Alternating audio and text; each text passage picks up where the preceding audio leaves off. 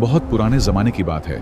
एक गरीब लकड़हारा जिसने एक लंगड़ा गधा खरीदा, तो अल्लाह ने उसे ऐसा खजाना अता किया जो किसी बशर ने कभी ना देखा था। चचा जहरान एक निहायत बूढ़ा शख्स था।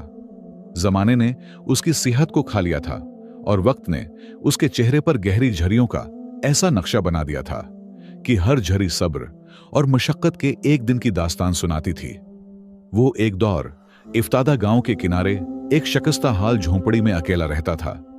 जब उसकी जिंदगी की साथी रुखसत हो गई और वो तन्हाई की वहशत और फक्र की सख्ती से तन्हा लड़ने के लिए रह गया। दुनिया में उसके पास एक जंग, आलूद कल्हाड़ी, एक खरदरी रस्सी और एक कमजोर सा जिस्म था जो अब भारी लकड़ियों के गट्ठे उठाने के काबिल ना रहा था।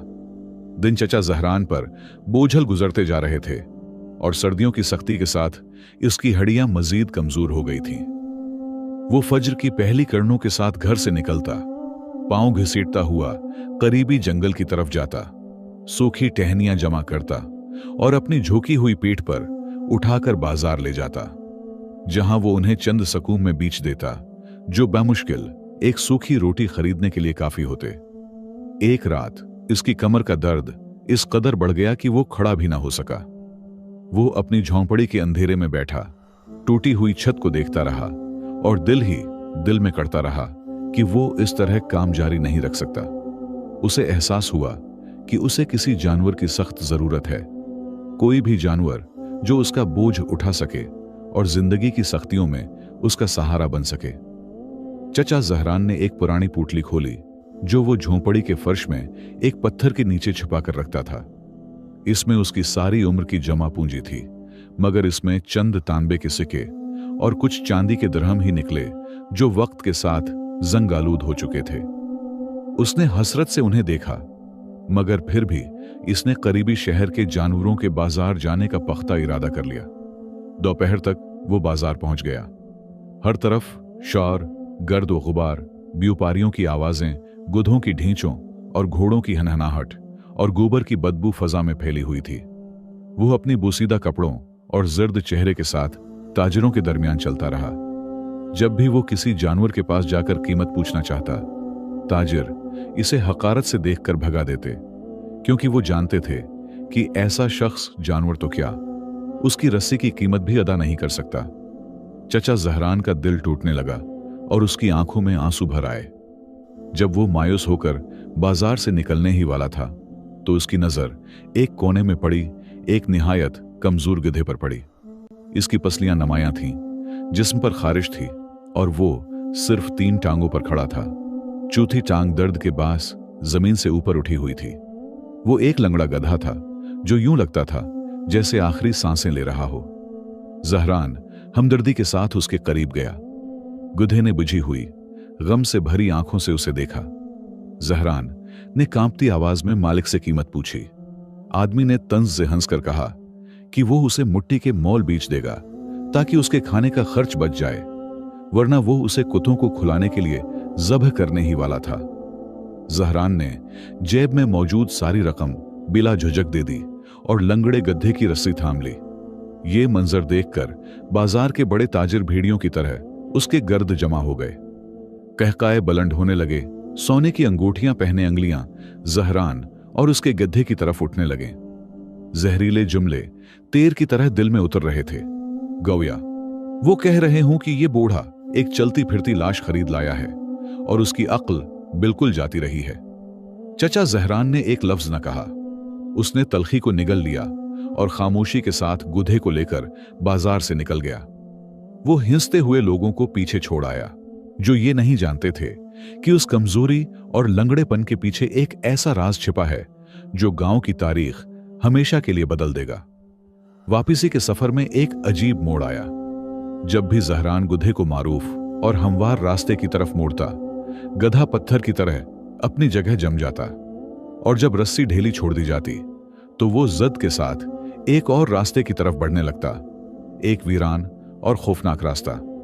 इस हैरत अंगेज कहानी को आगे बढ़ाने और ये जानने से पहले कि ये गधा अपने मालिक को कहां ले जाएगा, मैं आपसे जानना चाहता हूं, आप दुनिया के किस हिस्से से हमारी कहानियां सुन रहे हैं और क्या कभी आपने महसूस किया कि एक मामूली सा इंतखाब पूरी जिंदगी बदल देता है।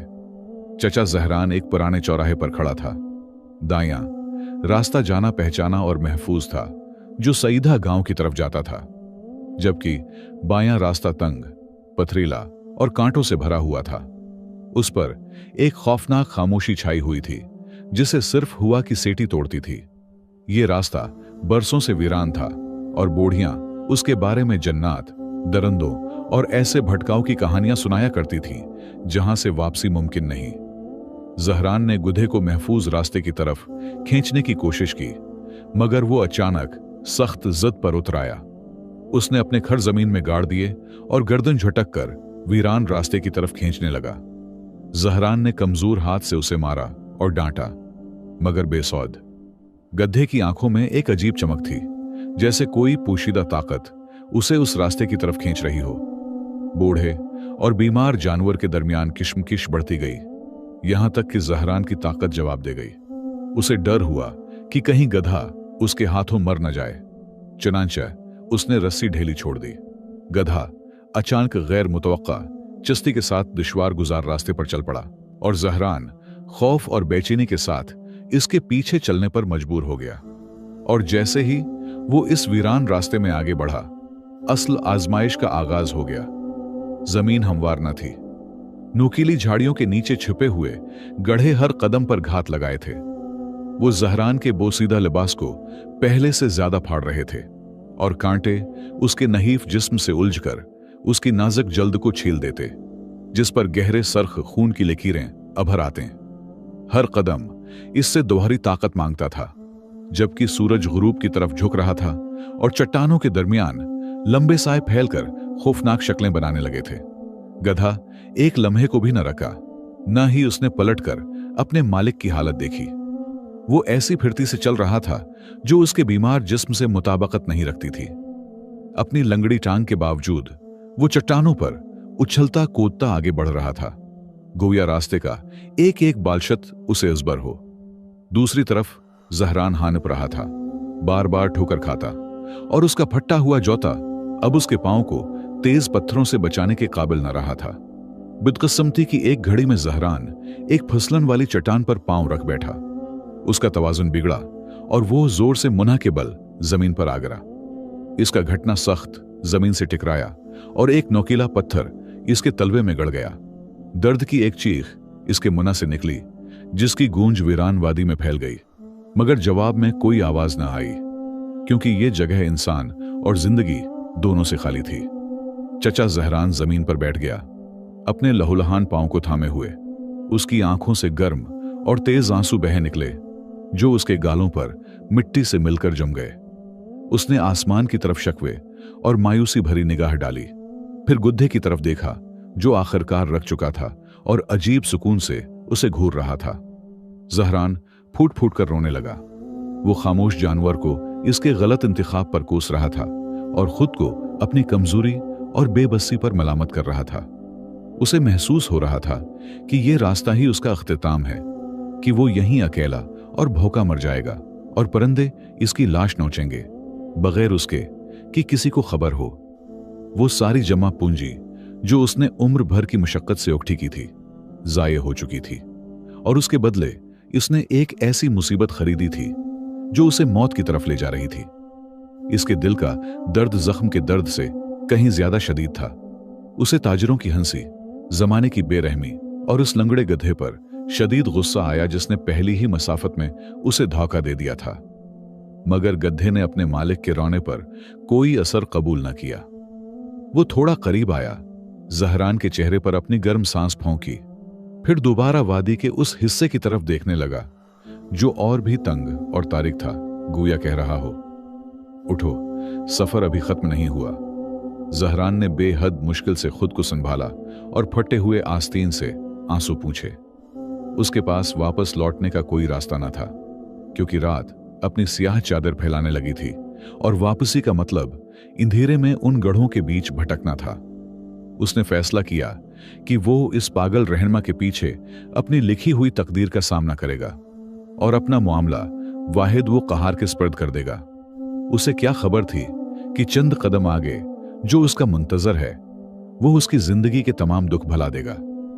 चचा जहरान ने दर्द सहते हुए खुद को उठाया और कांपते हुए हाथ से ठंडी चट्टानी दीवार का सहारा लिया।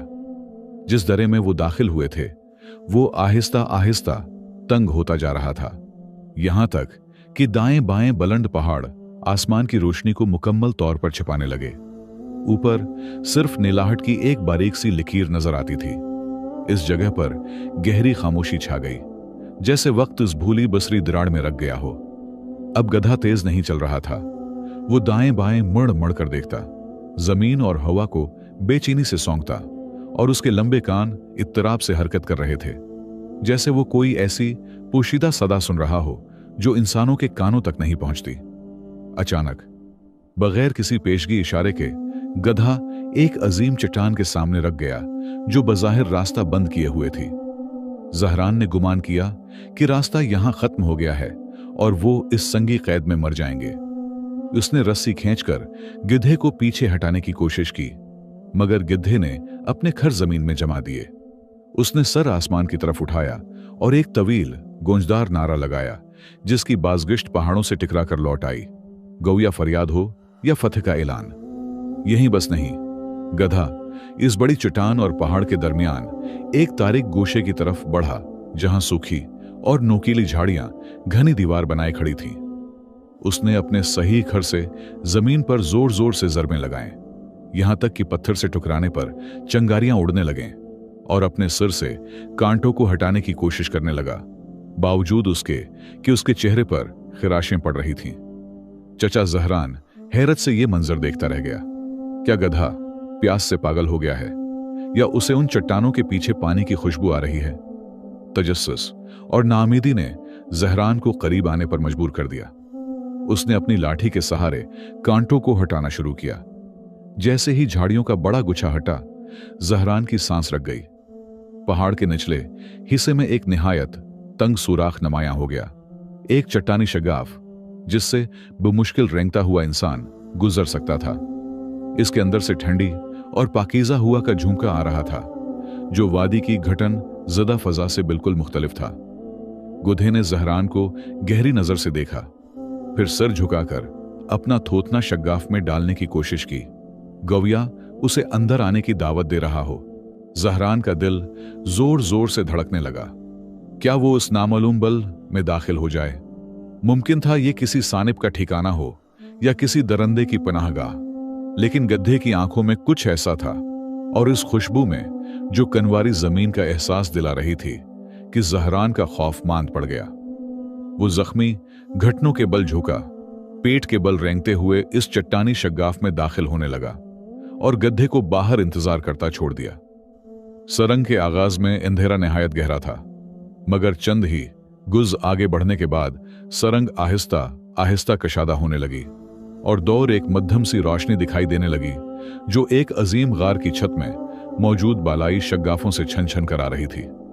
जहरान रेंगता हुआ आगे बढ़ा, यहां तक कि एक अभरी हुई चट्टान के किनारे पहुंच गया। उसने सर उठाया और वो मंजर देखा जिसने उसकी सांसें रोक दें और उसकी तकदीर हमेशा के लिए बदल दी। बूढ़े को अपनी आंखों पर यकीन न आया। उसने एक बार फिर दोबारा पलकें मिले, ताकि यकीन कर सके कि वो ख्वाब नहीं देख रहा और थिकन की वजह से वहम का शिकार नहीं हुआ। वो एक छिपी हुई छोटी सी वादी के दहाने पर खड़ा था, जो हर तरफ से बुलंद व बाला पहाड़ों में घरी हुई थी। गविया एक नाकाबिले तस्खीर किला हो जिसे आज तक किसी इंसान ने न देखा हो।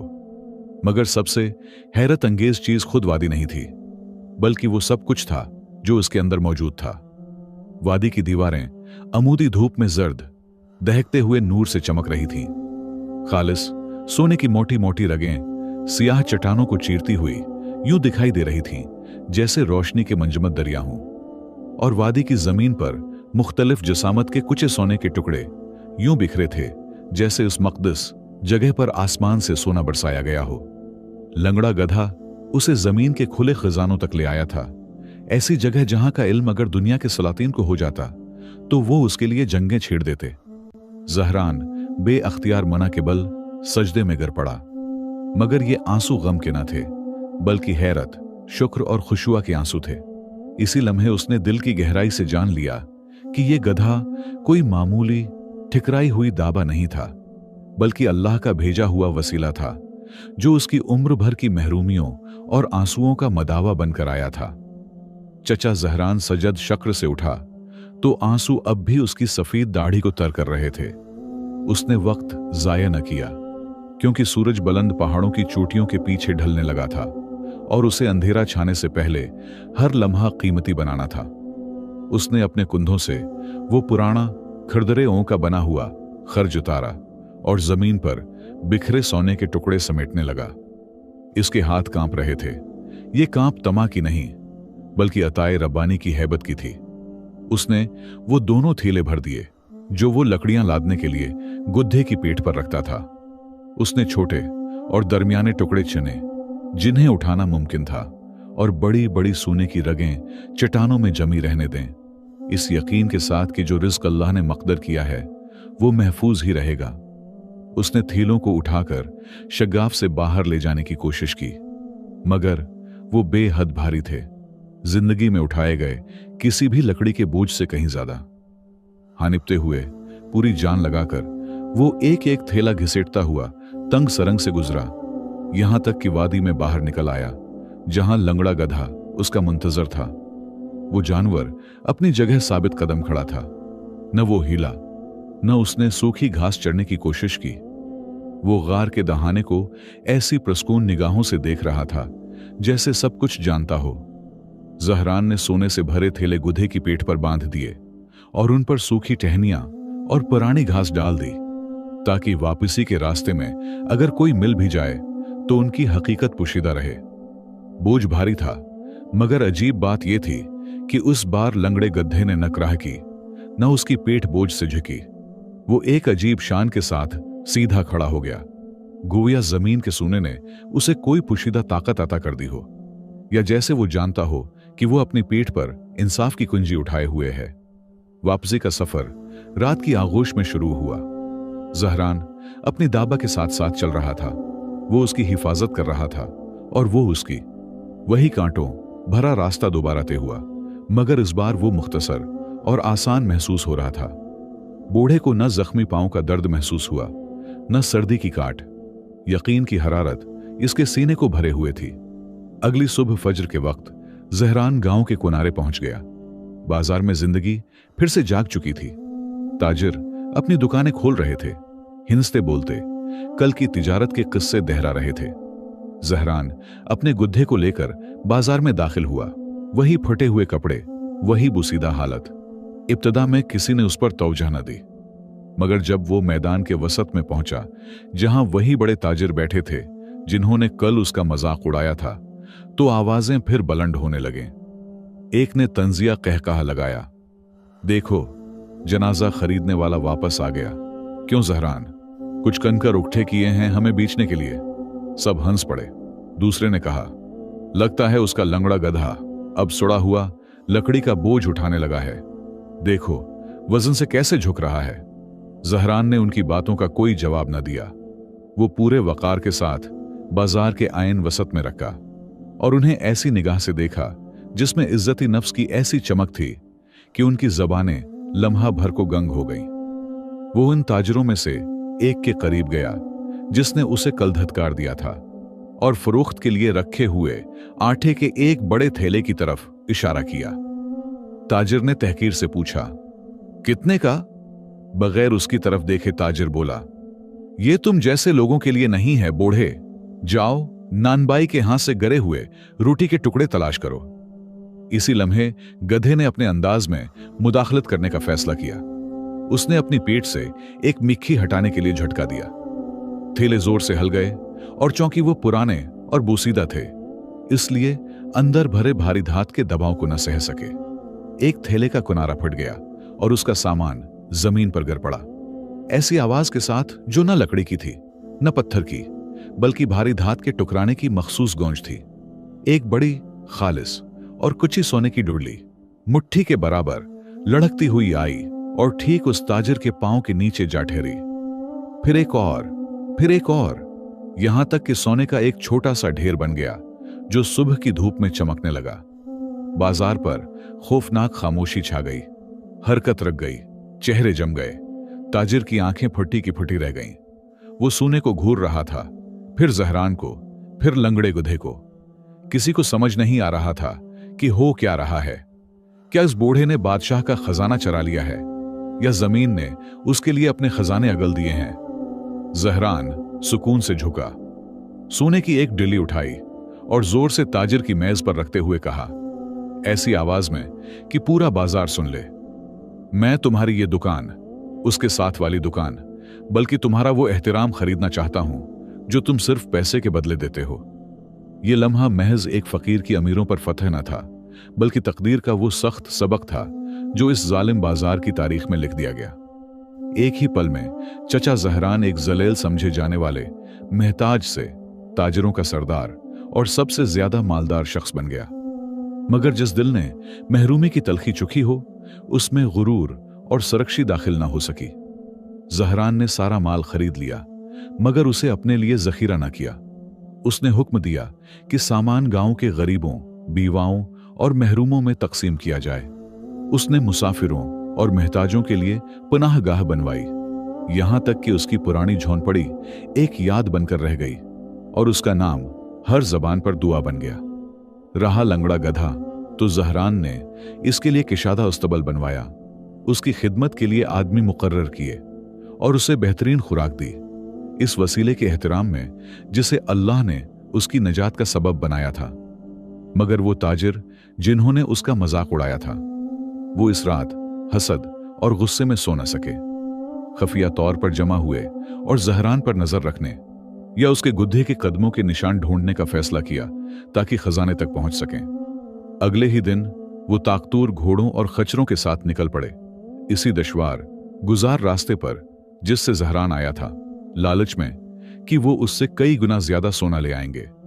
मगर वो मौत के रास्ते पर ईमान के बगैर महज हिर्स के साथ दाखिल हुए। जो जमीन लंगड़े मुबारक गड्ढे के खरों के लिए नरम हो गई थी, वो उनके तरबियत याफ्ता घोड़ों पर सख्त हो गई।